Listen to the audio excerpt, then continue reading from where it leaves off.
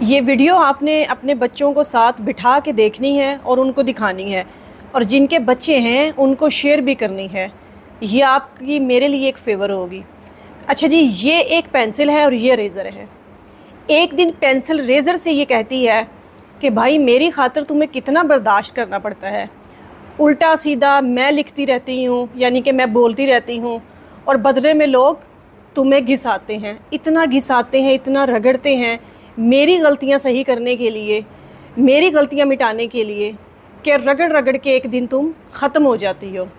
तो रेज़र आगे से कहती है कि कोई बात नहीं, चलता है, इतना तो चलता है ज़िंदगी में, सब बर्दाश्त करना पड़ता है।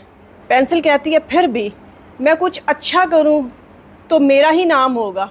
जहां मैं अच्छा लिखूंगी वहां पे लोग पढ़ेंगे, देखेंगे तो मेरी तारीफ़ करेंगे, ये नहीं सोचेंगे कि रेज़र पीछे कितना घिसा है इस सब के लिए।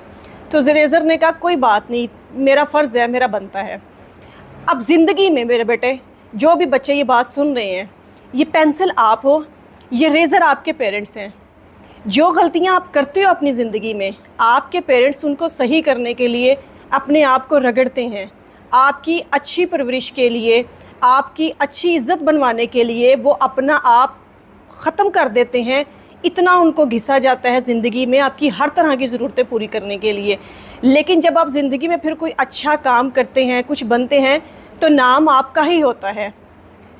पेरेंट्स एक दिन नहीं रहते, ख़त्म होने के बाद आप रह जाते हैं और उनकी यादें रह जाती हैं। इसलिए ज़िंदगी में अपने पेरेंट्स की खातिर करें तो अच्छे काम करें, गलतियाँ कम से कम करें, ताकि उनको कम रगड़ा जाए।